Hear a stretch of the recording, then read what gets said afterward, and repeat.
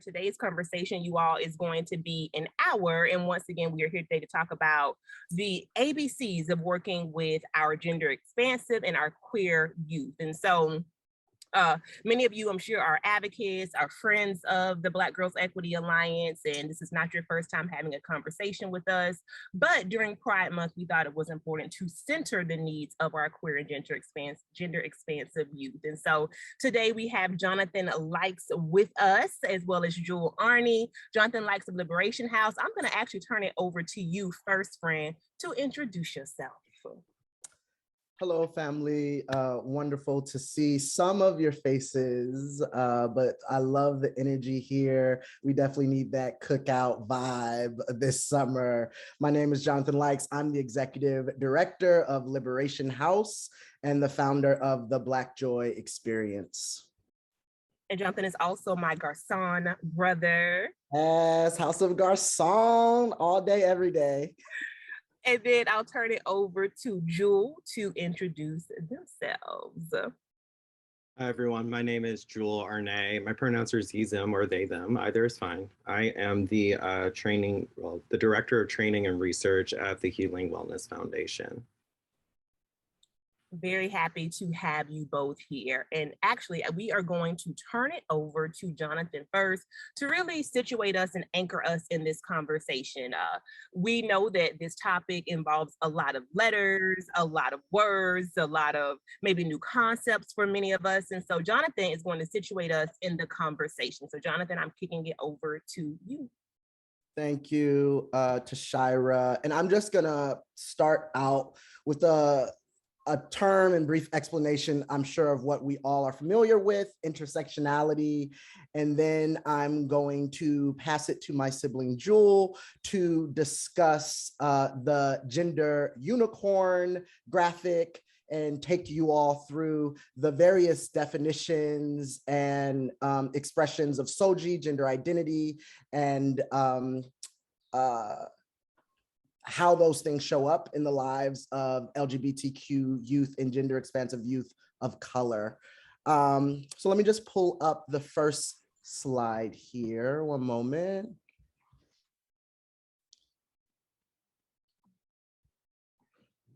All right, so intersectionality is a term I'm sure we're all familiar with. Refers to the interaction between gender, race, and other categories of difference in the individual lives, social practices, and institutional arrangements, cultural ideologies, and the outcomes that these interactions in terms of power. So this was coined by Black feminist scholar Kimberly Crenshaw in 1989, and it asserts that no one system of oppression can be dismantled without dismantling all of the others. So this is about the multiple modes and modalities of oppression that impacts our lives simultaneously, the overlapping of our identities simultaneously. So as we're entering into a conversation on intersectionality and on the ABCs of LGBTQ youth and gender expansive youth, it's critical for us to understand that not only does intersectionality impact multiple identities of individuals, but it also brings into the conversation the multiple systems that give us either privileges or disadvantages as we're struggling for self-determination and liberation.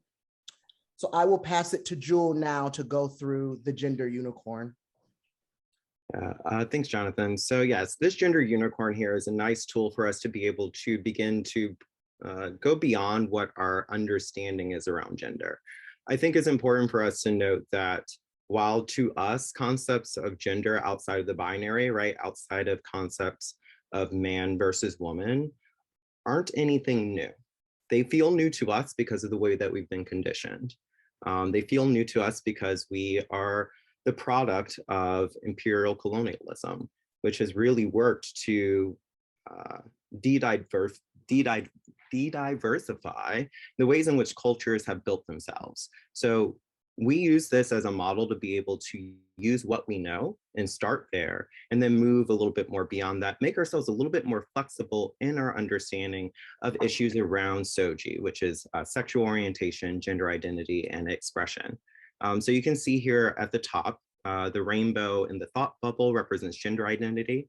because gender identity is a psychological construct, right? Which can be very much informed by your cultural context. There are still many cultures that do still have more than two gender identities, like in India, they have the Hijra. There are many different versions of it in North American cultures, and they have the umbrella term two-spirit to talk about these many different representations of third, fourth, and even fifth gender identities.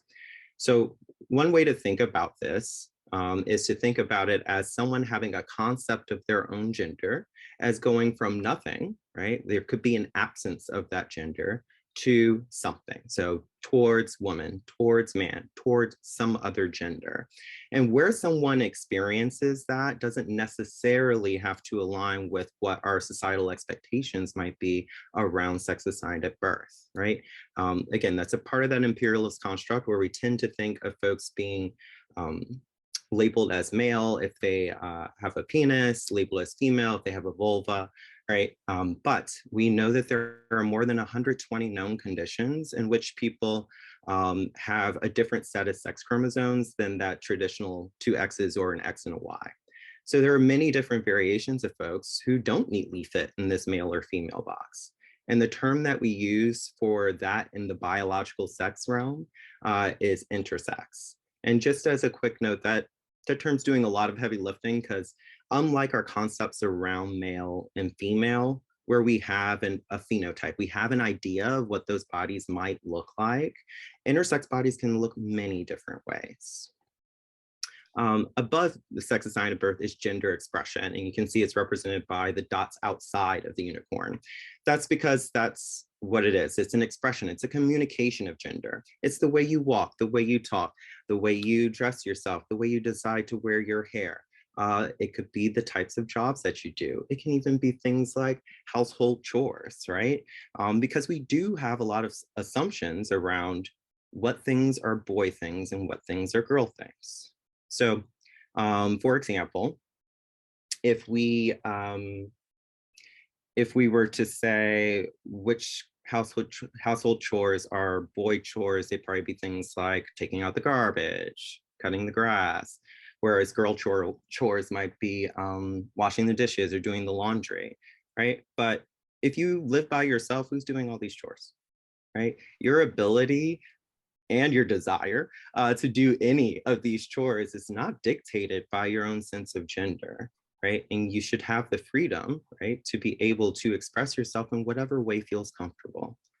So just like we saw with gender identity, it goes from nothing to feminine, nothing to masculine, other. And then finally at the bottom, they have the two hearts represented there to talk about sexual orientation. It's all about that attraction. And it's talking about both physical and emotional attraction, again, going from nothing to some gender or multiple genders. So just remember, for each individual person, if you were to use this to describe yourself, you may end up on different parts of the spectrum for each of these things, because these are truly separate things of our identity. Thank you, Jewel. So now that we've gone through the gender unicorn, let's go beyond the 101 and dive into what is gender justice. So when we want to talk about the political formations around the country that are fighting for gender self-determination. So gender justice, it's a set of liberatory values, practices, and strategies that promote gender self-determination, liberation, and we can't have this conversation if we're not talking about the dismantling of patriarchy. So gender justice recognizes patriarchy as a system that upholds supremacy of cisgender, heterosexual males, and masculinity by demonizing and controlling women, femmes, trans people, non-binary people, queer, and gender non-conforming people. Going beyond that, gender justice also demands that we transform culture and the structures that uphold patriarchy by redistributing power and resources. So we have to first have a conversation about patriarchy, but we also can't have a conversation about true gender justice and the full girth of gender justice without talking about a conversation of power and resources, who's controlling it, who's redistributing it, who's hoarding it, et cetera, et cetera. Also, gender justice has this envisioning. It's about tapping into the radical imagination to begin to dream up a world that no longer determines a person's risk of violence or access to resources and power. Finally, gender justice, we must demand that it be a proactive action. It has to be a proactive enforcement of policies, practices, attitudes, and actions that produce equitable access, opportunities, treatment, impacts, and outcomes for all, regardless of gender identity and expression. And the Trans Justice Funding Project, one of their sustainers, actually created this beautiful art that you see where queers were demanding an array of different demands, one of those being gender self-determination. And I just want to blow up what the language actually says here. I think it's really important. So it says, queers demand, we recognize gender policing as a tool of state violence. So back to intersectionality, we know many of these things are intersecting with each other to perpetuate violence and oppression on the lives of vulnerable populations. Those populations being usually, if we want to get straight to the fact of the matter, oftentimes Black trans women are at the center of this intersectional oppression. So then the poster goes on to say, we recognize that gender justice is inextricably linked to a racial and economic justice, disability justice, and anti-colonialism. Going back to what Jules started off with, we have to talk about imperialism and colonialism also in this conversation. Finally, it says, we demand an end to the criminalization of our bodies, the right to determine our own genders, and queer and trans liberation on our own terms. And that is how I would define gender justice. Thank you, Jonathan. Just a show of hands for folks. Either use your actual physical hand if you're able, or use your tool. How many of you was that your first time seeing the gender, the unicorn graphic? How many of you was that your first time seeing the unicorn graphic? I'm just very curious. Okay. I'm seeing a lot of hands up. All right, so are there any questions before we move on? I think Jewel did a great job explaining it, but I also know for folks who it was their first time seeing it, they may have questions. Any questions? Okay, well, if you do, feel free to drop them in the chat. Jonathan, I am coming to you because you and I have a very similar kind of lived experience. Both grew up in the South, grew up in church. And this idea of fighting for racial justice is something that many of our churches and faith-based institutions in the Black community get. It's the gender justice part along with that, at the very least, that can be complicated and difficult. Why is that? And how would you respond to those folks who see the justice movement in a very singular way? Yeah, I think many times folks kind of get hung up on the gender conversation, whether that be because of old traditional values, not wanting to unlearn. I mean, patriarchy is very, in many ways, determined to succeed. Patriarchy in terms of the perpetuation of white supremacy, patriarchy in terms of the annihilation of femme people and queer people and trans people. So I do think that as we enter into a conversation about gender, it is important to know that to learn and to grow is to struggle. Like this, the conversation is going to be a practice of principled struggle. So struggle is a condition for change and liberation. And we have to just take some notes from our elders and our ancestors. To grapple with each other is an inevitable part of movement work and how we're going to get free. And in this conversation, I think it's important to center the experiences and the voices of queer, trans, and gender expansive people at the front of this conversation because they are central to trans and gender expansive liberation. Even when you look at the language of the demand, that is radical, beautiful language that's trying to create a better world for all of us. not fewer of us. Yeah, yeah. And it's so true about putting those voices to the forefront. Just on a very basic level, what advice do you have to people who work either in community-based organizations or work within systems who are just afraid of getting it wrong, of using the wrong pronouns, or of just not fully comprehending and understanding our queer and gender expansive youth? Absolutely. I think, you know, from my experience growing up in the house and ballroom community, we are a very, very probably overly forgiving, overly kind community that welcomes people in. So, you know, I don't think people should have a fear. I do think people need to be honest and direct while holding compassion. I think people need to seek deeper understanding. Folks need to go and ask and read first. And oftentimes, I think that people often might feel like it's the trans and gender expansive community's responsibility to teach them something, and it's absolutely not. I think people have to go and seek knowledge, seek understanding for themselves. Don't be afraid of getting it wrong. Come with your vulnerabilities. We are one of the most vulnerable communities you will ever come in touch with. So come with your vulnerabilities, but also come with respect. Yeah, yeah, I love this piece about respect, Jonathan. So, of course, you mentioned the house and ballroom community. Just let us know more about what that is and what it means in the lives of LGBTQ plus youth. Absolutely. So the house and ballroom community evolved. It's over 100 years old. A lot of folks don't know that. Many individuals might have heard of the community from the FX show called Pose, which was groundbreaking and had one of the largest trans identified cast of all time. Or some folks might have heard of HBO's Legendary. The House Like Our Song made it top 3 on last season's, just letting you know, you should check it out. However, many people don't know that this community has existed for a century.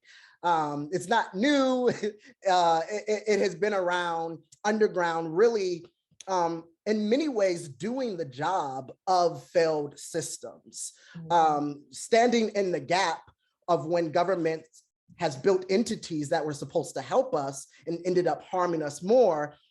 Underground cultures like house and ballroom community has stood in that gap and been able to serve as a response to homelessness, serve as a response to many of the violence that we experience from the police state, serve as a response to a child welfare system that doesn't respect or oftentimes even recognize the full identities of our communities.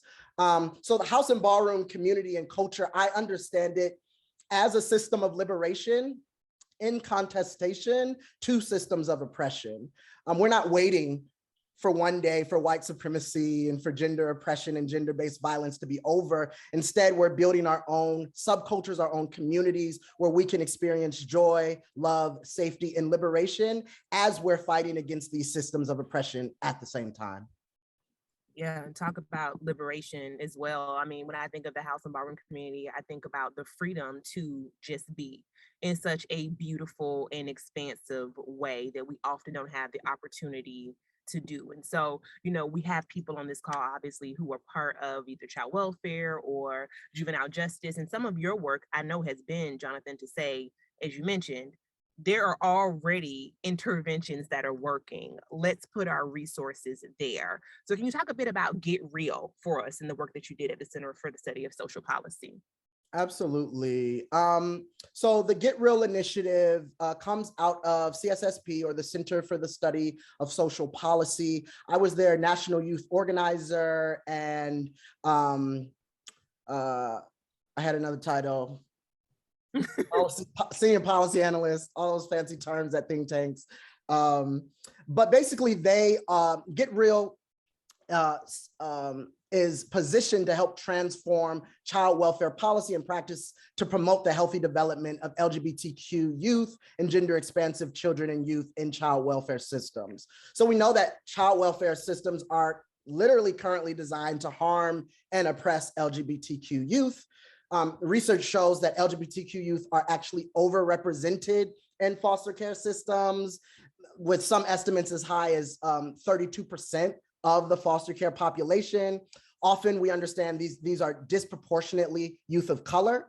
So we also know that LGBTQ youth are often neither consistently supported or affirmed in their identities, nor receiving the supports needed for connection, healing, or thriving. So the Get Real initiative works with child welfare agencies to ensure that attention is paid to the planning and execution of healthy sexual identity development for all children and youth. So the Get Real, the real stands for recognize, engage, affirm, and love. And it feels so simple, but this is exactly the recipe that we need from systems instead of furthering oppression. I mean, we've been in systems where people say, I can't even talk to LGBTQ, I can't even support them because of my religion. Well, you're in the wrong profession. If you're here to support this population and you're saying you can't do so because of your religion.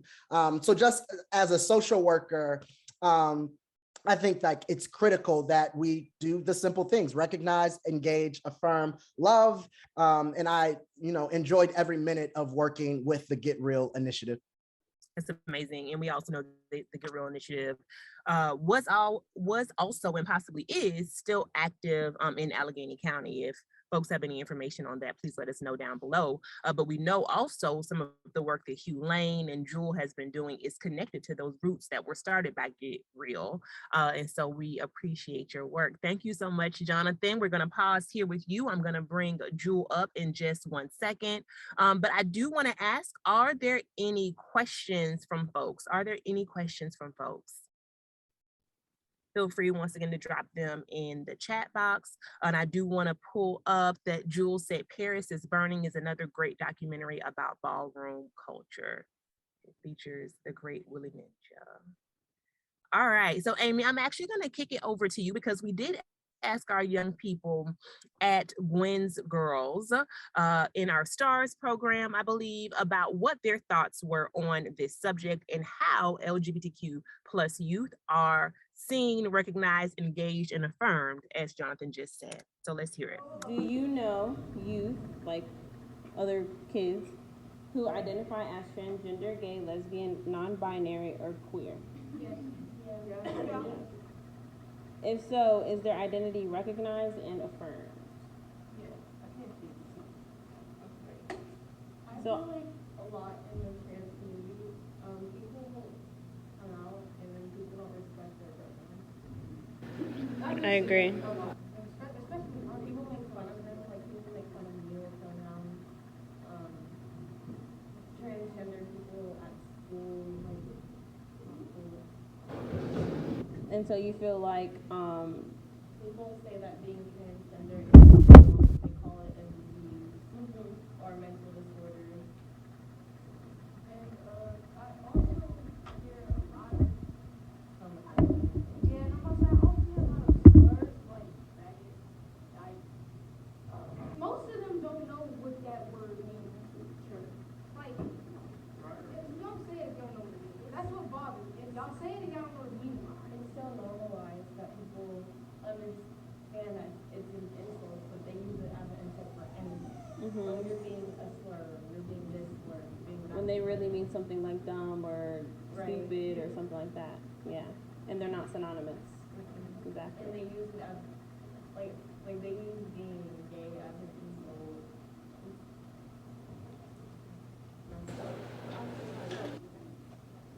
I appreciate you sharing that, and I think that that's very true.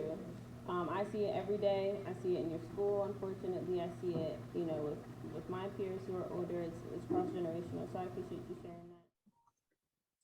Thank you, Amy. Apologies for the audio, but we did try to put the closed captioning there just so we could at least know what our young people are saying. And I mean, I don't know about you, Jewel, but one of the things I took away was this idea of gay being used as an insult. And I have to admit to you, at 40, it breaks my heart to know that we are still there. But tell us about the work that you do at Hugh Lane.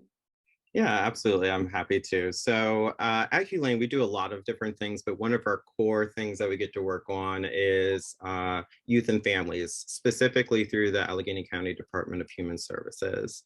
So one of the trainings that I give at least once a month, often more times than that, but I have a rolling schedule once a month for all of the Department of Human Services workers, caseworkers, as well as the contracted agencies. All of those folks are required to take that at least once. And it's a 6-hour training. It's Introduction to Sexual Orientation, Gender Identity, and Expression, where I give a much more in-depth breakdown of the gender unicorn, some other things. We talk about some of those health disparities like MPA, GLSEN. This was 2019. So from a 2019 survey from GLSEN, they found that 93% of LGBTQ Pennsylvania high school students, 93% heard gay used in a negative way regularly by their peers, 93%. So that's a lot, right? And 75% were hearing negative things regarding people's gender expression. But what struck me is that it's not just their peers they're hearing this from. 15% reported regularly hearing homophobic remarks from staff, 30% hearing transphobic remarks regularly from staff. So it really does create this scenario where you feel very much alone. And that is exactly what we see when we think about how suicide is such a big health disparity in the LGBTQ community, especially for youth. When you have a world that constantly tells you you're wrong in both direct and indirect ways, it begins to warp your own sense of self. It begins to cloud your ability to love yourself, have that self-confidence, have that self-esteem. And that's why it's really important to me that we do those trainings to give people those first steps so that they know, number one, what does all this mean? Number two, how do I go about using someone's pronouns, right? Because there's always some hesitancy, and I can understand that, right? I think a lot of us might be afraid of getting it wrong, right? We don't want to unintentionally offend someone. And so sometimes an initial reaction might be to just freeze instead of doing anything, right? But that's a part of our growing and learning process, right? We're going to make mistakes. We're all humans, and that's fine. And I always advise people, if you make a mistake with someone's pronoun, you don't want a big to do about it, right? You want to simply apologize, correct it, and move on. We don't want to dwell in that mistake because what that does is really make that person that you misgendered really sit in that misgendering. So we do provide them a pronoun practice exercise that they can do. We give them a list of terms and definitions.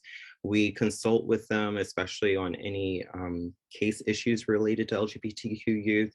We provide caregiver affirm, which all foster families are required to go through, which gives them tools on how to best support LGBTQ youth. We provide youth affirm for the youth, which is just a group CBT for LGBTQ youth to learn more about the broader community, as well as take away some healthy coping skills rather than relying on some of the more unhealthy ones, because a lot of youth across the US and the globe, right, might struggle to find the type of behavioral intervention that they want or need, especially when it comes to making sure that provider has LGBTQ competence. So we like to help bridge those gaps to help ensure that those youth are getting the care that they deserve.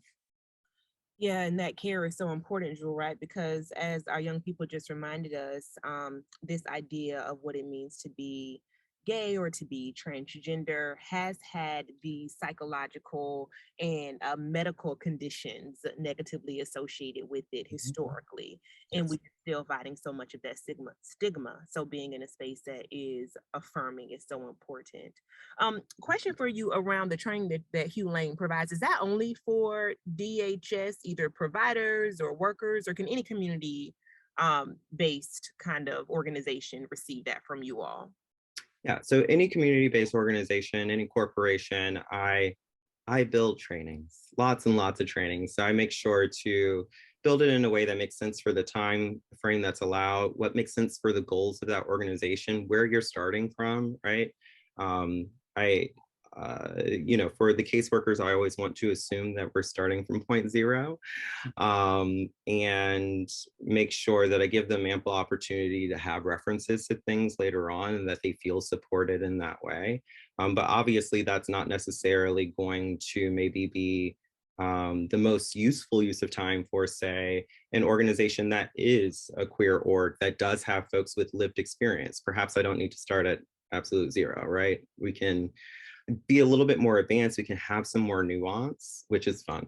Um, because usually I'm trying to cater to an audience that really doesn't have any experience at all, which is where the biggest work is. Because if I can get folks to care, because one of the things that I make sure I say is, you don't have to understand or agree with someone's sexual orientation, gender identity, or gender expression to respect and support their right to be and express themselves. And we can replace Soji there with anything like religion. I don't need to understand or agree with your religion to respect that that is something for you. So when we can move that context, it helps move that needle more and more. And we've seen a lot of good progress, a lot of initiative by especially some of these foster agencies to make sure that they're doing better, that they update forms so that the youth can be identified appropriately. Yeah, and there are times when I realize also, if I am being as compassionate as possible, as Jonathan just said, I realize that you don't know what you don't know. So even something Mhm, as simple as collecting data appropriately, mhm. right, is something that systems and individuals have to be trained around doing. Yeah, that's definitely something I always like to poke my nose in. I'm a data nerd. My degree's in psychology from CMU, and it was very research heavy. So I love to build experiments and prove why the variable actually had that effect. So we have been working with them on, what are the best ways to capture this information? How has some of that language changed, right? It used to be that we would say, preferred name and preferred pronoun, but now we drop that preferred because it's not really the best language. Um, and providing comfort for folks in knowing that it's okay, right?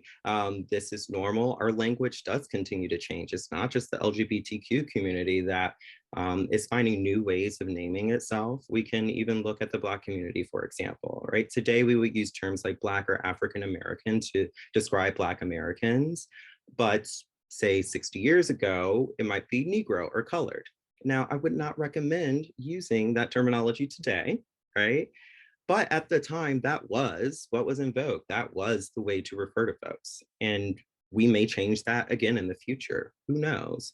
But that is a part of what society is. It's that ability to not only name yourself, but also name your community. Yeah, and then speaking of language and naming, you asked a question. I was talking about Gwen's Girls and the Black Girls Equity Alliance and just the title of today's webinar. And Julie said, well, what do we mean by girl?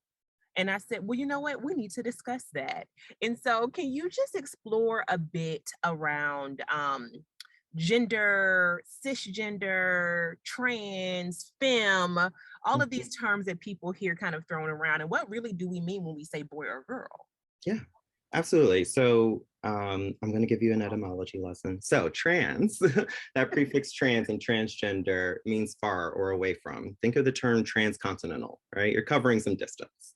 So transgender can act as an umbrella term to describe anyone whose gender identity is away from their sex assigned at birth, right? So this can also include folks that identify as non-binary or genderqueer that are like outside of that gender binary. Cis is the opposite of trans. Cis means near or on the same side of. So cisgender simply means that you more closely identify with the sex you were assigned at birth. So if you were assigned female at birth and you identify as a woman today, you're a cisgender woman. And that's where that terminology comes from. Now, when we're thinking about what is man or woman, it depends who you ask, right? Because it's culturally relative, right? Even the ways in which we think about what is masculinity and femininity are also relative. In some cultures, long hair is considered masculine. In our culture, we tend to think of skirts, right, as being something feminine. But kilts in Scotland are not considered feminine. A kilt is a skirt, but it's not considered feminine because of their cultural tradition, right? So all of the things that we associate with being a man or being a woman, especially in its current iteration, really kind of trace back to the post-World War II era, where we have all of these women who, for the first time, were able to go and work, right? And they were contributing to the war effort, and they were able to make something of themselves. Well, that upset the world order for these men who were coming back, who were used to women having to be extremely reliant on them.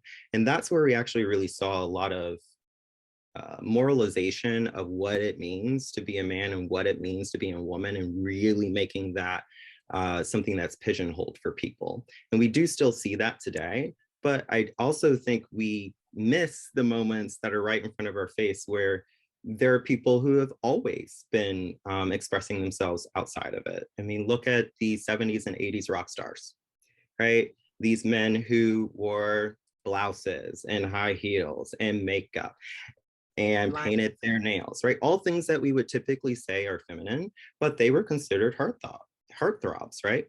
But our idea of that today is a little bit different, right? While it can be acceptable in certain contexts, it definitely seems that when we add the queerness, when we add this clear love of femininity, then it becomes problematic because you're stepping outside of these roles that are keeping us safe, quote unquote. And all that is just the white male cis hetero patriarchy maintaining its power, right? That is the reason why they had to make sure that they very quickly really reestablish that men are the ones who should be working, not women, right? Yes, it was okay for you to work while this war was going on, but now that the boys are home, no, right?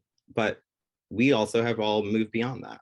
So when we think about concepts of what is a girl, what is a woman, I think that is something we as a society need to decide. And also whether, in what context is it useful, right? I always tell people that you don't need to have a label, right? For your sexual orientation, for your gender identity, you don't need to label yourself. Labels are only as important as they are at communicating what you want to communicate. That's why we use words. So if there is a use and purpose in labeling children boys versus girls, then I think we should do that. But I would challenge, what is the actual purpose? Because as it currently stands, it seems as a way of inhibiting children of all genders, telling little girls that they shouldn't like math and science because those are boy things, or that boys shouldn't want to play dress up or be interested in cooking because those are girls things, right? That's limiting to everyone. That's not helpful to anyone. Yeah, and I also think for white supremacist hetero patriarchy to be effective, it has to be insidious, right? Yes. We are not being slapped in the face with these things every day. There is a subtle but harmful undercurrent that exists all throughout our society in every single institution. And that's how we get to what you just said, right? Around girls are not good, girls are not good at math and science. Yeah. Mhm. And I also think about this term that Jonathan actually introduced me to when he described something one day as femophobic. And I Mhm. never thought of that before, right? This idea that sometimes things are not just homophobic, they truly are meant to condemn femininity Mhm. in any way that it manifests, especially if it does so in a male Yes. or a masculine bodied person. Yeah. Yes. Yeah, there's a lot of history there, especially when we look at slavery in the West Indies. Um, some of the slave owners and slavers in the islands would rape slaves, male slaves, as a form of punishment. And that is one theory as to why there is a lot of more rampant homophobia. More specifically, it's about the feminizing, right? We can talk about machismo in Latin America and how it is, I won't say it's acceptable, it's just okay. Like, look to the other way. If a male has sex with another male, as long as he's the one on top, as long as he's the one who's penetrating. If he's the one being penetrated, if he is giving up his power, his manhood, as it were, then that is when it's frowned upon. That's when it's a problem. And it does not take into account that person's own ability to determine what is right for themselves. Why should it be up to anyone to say that because you are quote unquote male bodied, you have to behave this way, you have to want these things, right? For sure, for sure. So we got a question in the chat about trainings for how to be an affirming worker, but also, Jewel, I'm wondering about for parents, foster parents, caretakers, just what are the steps in creating an affirming environment? You know, as you talk to the community, what do you say? Where do we start?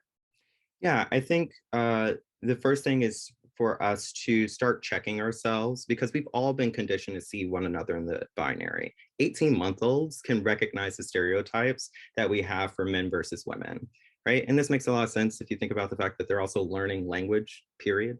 And it's really amazing that they're able to recognize these patterns and then start speaking language. And in that, right, one of the things that we do in language is use things like he or she, use things like sir or ma'am. Well, how do you make those determinations, right? If you were walking down the street and someone dropped a $20 bill, you might try and get their attention by saying sir or ma'am, but it's probably not a conscious effort that you're doing where you're like, okay, yes, this person is clearly male. No, it's little things that you notice. Maybe it's that their hair was long versus short. Maybe that they were carrying a purse instead of a wallet or wearing a dress instead of a suit, something like that. Maybe you heard the timbre of their voice and it sounded higher or lower, and you make that guess. And sometimes you're wrong, right? But that's just because of the way we've been conditioned to automatically do that. So the challenge is for us to not make that assumption, to instead allow people to self-define. So I always encourage folks, especially if you're working in a space where maybe you already have access to a person's legal name, but maybe there wasn't an opportunity for them to establish a chosen name, to not assume that they go by their legal name, right? Because this can be particularly the case for trans and non-binary people, right? And it's a less big of a deal when we think about folks like Bill Clinton, right? Former President Bill Clinton didn't even know till middle school that his legal name was William, and it doesn't honestly matter, right? Because we all call him Bill. But it's more critically important when we think about trans and non-binary individuals whose legal name might be aligned with a gender that they really don't, you know, that they may feel some trauma around, right? So by simply providing an opportunity to say, hey, what should I call you? And then you can follow up by asking for pronouns. And I always say it's best to model the behavior you want to see. So start by introducing yourself and providing your pronouns, and then ask, what should I call you? What are your pronouns? And by starting that with an, you know, inquisitive questions instead of making assumptions, right? Instead of asking, oh, do you have a husband or a wife? Do you have a boyfriend, girlfriend? You can just say, are you married? Are you dating someone, right? Those are gender neutral ways of asking the same question that doesn't accidentally pigeonhole someone. But those are things that I want folks to realize, right? It doesn't make us bad people for structuring things that way. That just is the way in which our society has taught us to frame those questions. So we just need to exercise some caution there. Thank you for that. And I see Nahar has their hand up, but before I go to you, friend, I do want to wrap up with Jewel here because we talked a bit about neurodiversity and what I learned from your colleague Coley recently. Can you just situate us in what that term means and how it connects to the queer and gender expansive community? Sure, yeah. So neurodiversity is a pretty broad swath of different types of neurological conditions. So when we think of neurotypical, which I will at the front say that that's already kind of problematic language, right? Because there's this idea that there is a typical mind, which is very dog whistly. because that is very much how much of our structures have been set up. That is very much how the mental health structures have been set up in the past, like hysteria, for example, right? Being a way of controlling women, right? Creating a condition simply because a woman was acting in a way that they felt was not right, that she would not submit to a man, right? So she's clearly crazy.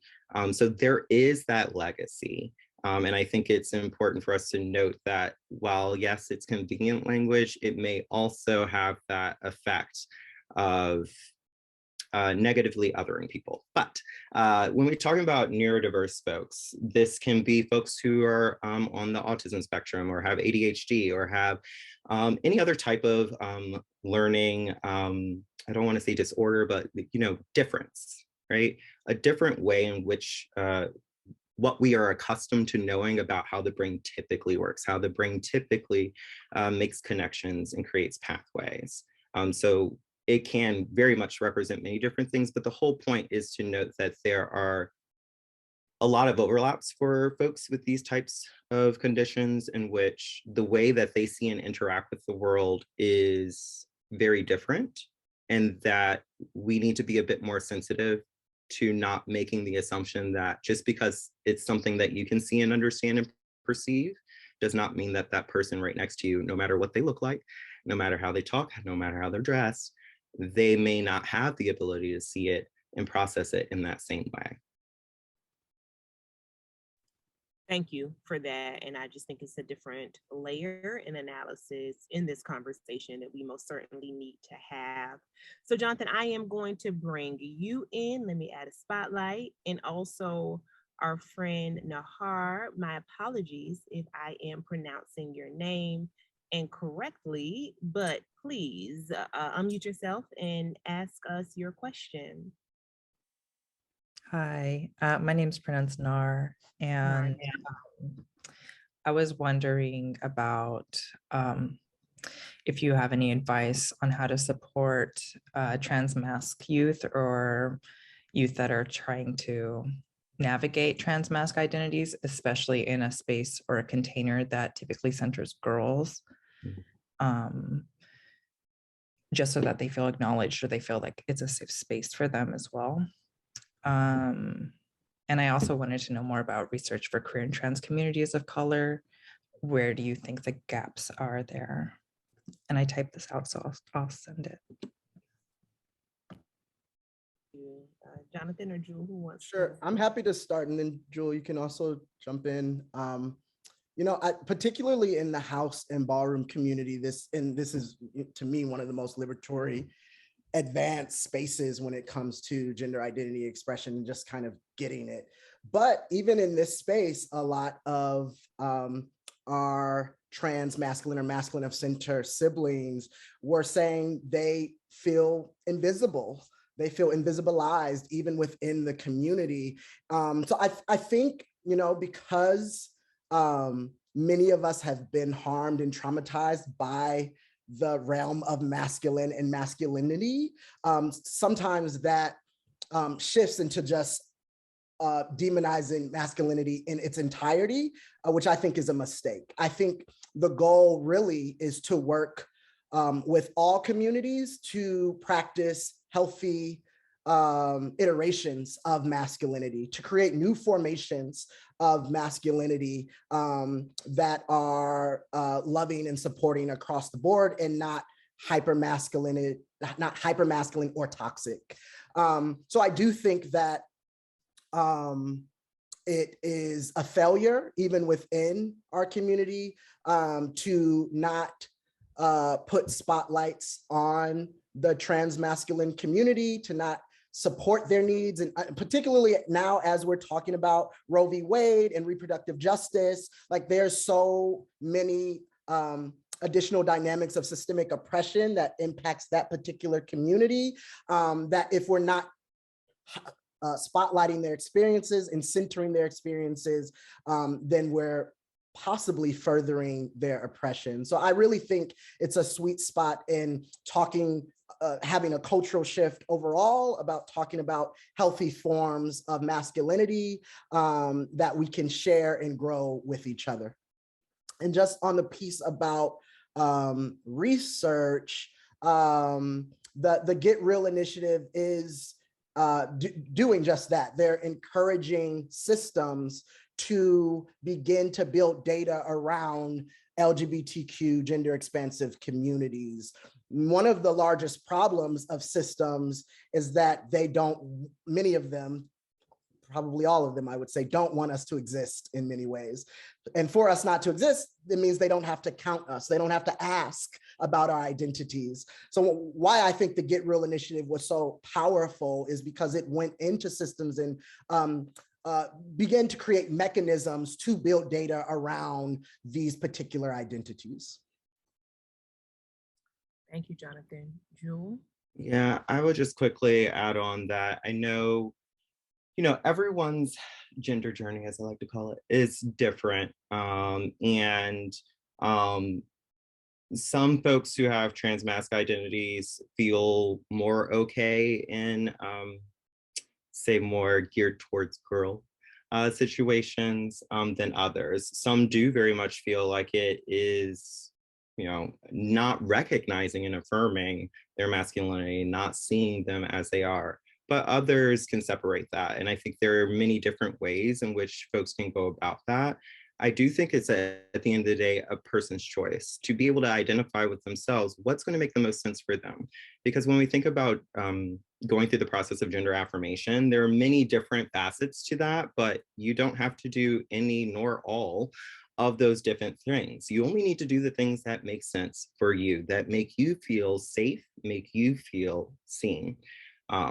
So I would say for that person, just making sure that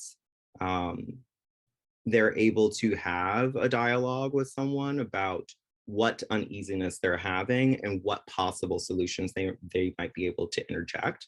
They can also look to get involved in more queer and trans spaces that typically aren't, thankfully, gender specific, if that helps them feel more at peace, or even switching to one that's more about boys, if that makes more sense for them.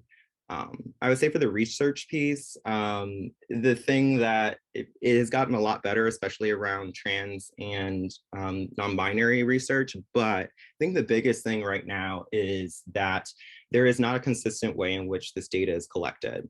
And so unlike when we think about like collecting demographic information for other things, there isn't really a standard per se set. And I've seen many iterations, and I will find the best one and I will let everyone know. But I think that's one of the first most critical things, because otherwise you can't actually cross compare and understand how it actually impacts the data. So that's something I'm looking forward to seeing more as research continues going. Also more research on longitudinal stuff. There's a lot of focus on LGBTQ youth, which for good reason, but there isn't a whole lot regarding some more longitudinal things outside of AIDS studies. Yeah, and I also say, to piggyback on this idea, Jewel, about what's missing in research, is that I recently came across an article, I think it was one of the more recent ones, about the experiences of girls, again, using this in the cisgender way, in the juvenile justice system. And one of the points that the author made was that there was a high preponderance of girls who are being placed in juvenile facilities and lock confinement often because they are not presenting gender in a particular way, right? So being more masculine presenting was cause for them to either be confined or to face certain types of charges, simply because of their gender identity and presentation. And so definitely lots of room for growth by systems there. But then again, I'm reminded of Jonathan saying that they're doing what they've been designed to do. So that is to police bodies, of course. Coley says here, and I want to look this up before we head out, being mindful how we refer to body parts and systems, chest or torsos, not defaulting to breasts, period products, not feminine hygiene. Back to that language part, right? Focus on safety is paramount, not assuming that women/girl focused spaces are inherently safe for masc or genderqueer people. Most definitely. We got about 2 minutes left, and so I am going to ask for Jewel and Jonathan just to give us a closing word. What should we take away from today's conversation going into the world and supporting our youth? Jonathan? Sure. Just a couple things that we can do moving forward. I think we have to support state and local efforts to continue to build data. As Joel was just discussing, there's not best practices around collecting data for our communities. So that's work that we have to do. I think it's important to either join or build or support peer learning networks of organizations that are concerned about the well-being of LGBTQ and gender expansive youth and child welfare systems and other oppressive systems. And finally, I think the discussion of developing policies that are intersectional and anti-racist that support and affirm LGBTQ children and youth and families involved in public systems is absolutely paramount. Thank you, Jonathan. Jewel? I would say that, you know, much like many other social movements, while the LGBTQ community over the last 2 decades or so has gained a lot of rights, we see it directly under attack. And it's a constant reminder that simply because we have won something, it doesn't remain guaranteed to us.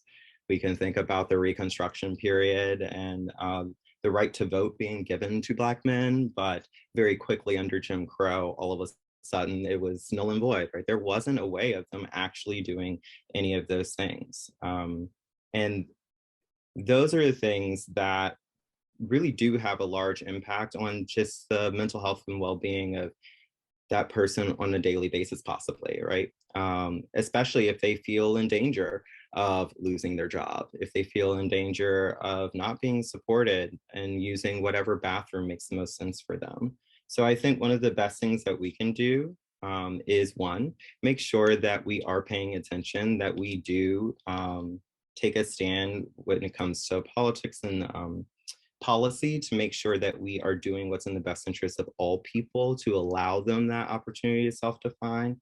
But moreover, by doing small things like asking for someone's pronouns, the data does show that it reduces that risk of suicide in LGBTQ youth in half. Just by having all or most people respect their pronouns, it cuts it in half. And that's a huge impact you can have by making a relatively small change. Thank you. And Jaleesa said something very similar in the comments that using a chosen name in one setting, just one setting, reduces suicide attempts by 56%. Our young people are worth our consistent and honest effort, y'all. So thank you all for being here today. It's a bit of a national holiday being that Beyonce dropped an album recently, yet you all are here. And and so we are grateful. So I haven't heard the album, no spoilers, but let's It's just a single. It's just a single. Oh, just a The single. album is next month. I bought box 3 though. I shelled out my $40. Listen. Oh, you went ahead and did that. Okay, good. Sure I was nervous, child. Okay, so we're gonna go out with a little bit of Beyonce today. We're gonna go to the throwback, and I will ask you all as we're riding out to please just share with us one thing that you have learned today. We appreciate y'all. Let's put this love on top for Pride Month.